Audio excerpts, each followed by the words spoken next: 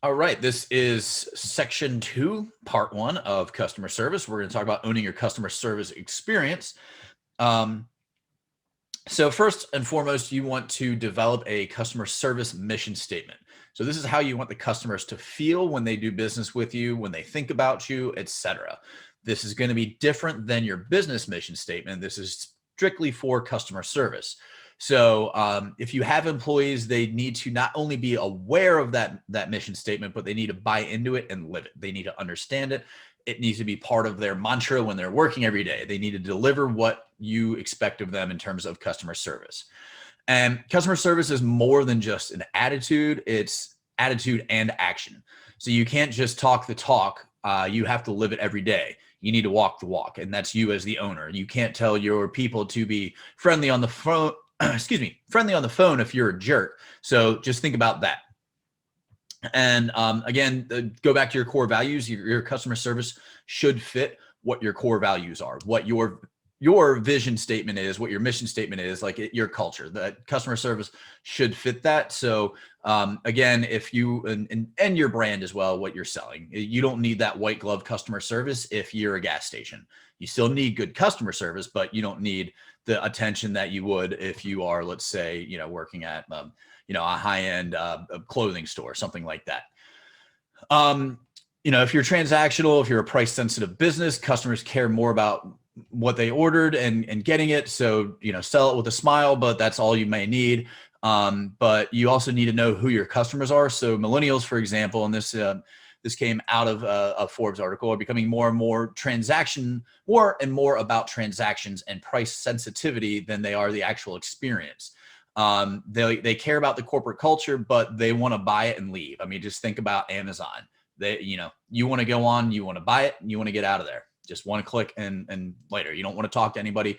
So think about that. Certain things may need that conversation, but other things, it depends on who your customer is and what you're selling.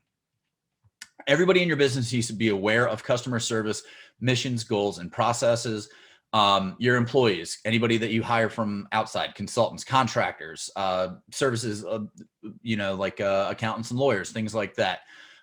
They all need to be that customer service centric, and they need to, everybody needs to have the information on how customer service works within your business. So if it's, we drop everything we're doing to help the customer, everybody needs to be aware of that. Week 2, we talk about identifying your ideal customer. So use that here. Who is your customer? Why are they shopping with you? Why are they giving you your money? What kind of customer service do they expect? You want to coach your employees who don't meet the expectations and guidelines for customer service for your business. So build out a training program. You want to empower your employees. It's really nice when you go anywhere and the employee doesn't have to go talk to a manager to get permission to do whatever. They can just fix the problem, right there on the spot. Great. I love that personally. If that fits your business, do it. Thanking people for the business is also one of the most important things that customer service can do. And it's one of the most forgotten. It's, hey, here's the thing that you need. Later, I'm on to the next person. So the thank you notes that come with your online orders, handwritten thank you notes, those are great.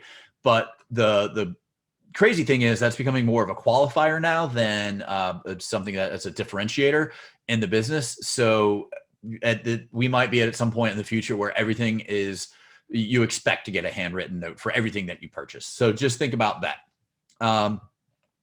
Customer touch points when it relates to process, one of my favorite things to talk about, process. So think about your end-to-end processes and everywhere that there is some sort of customer interaction.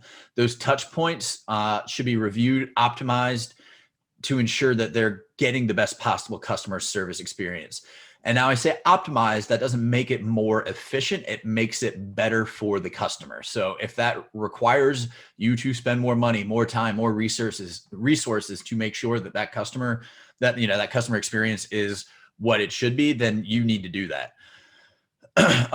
Everything that from the customer's perspective, you should consider. So this is phone calls, emails, billing, your status reports to them, shipping, receiving, everything. What does it look like when they receive an invoice without prompting or something like that? And then you also want to think about areas that don't directly interact with the customers, but can add or improve the experience. So if it's somebody in your warehouse expediting something because they can, not because they're asked to, but just because they can, that's great. The customer's going to get it early and everybody's, happy about that.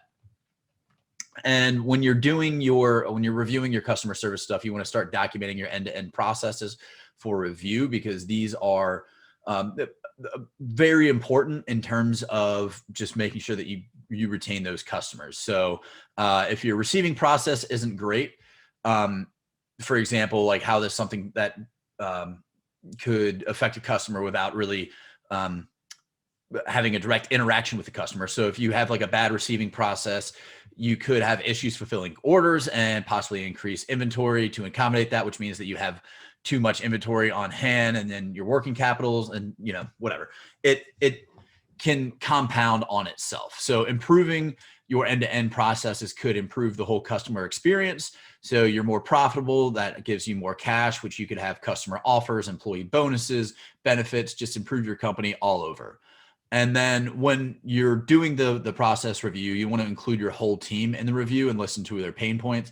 We talked about that already in process in week 1, I believe, of process, but just listen to the pain points and figure out where your employees are having problems. And then also don't be afraid to ask your customers, especially your returning customers, the ones who you trust.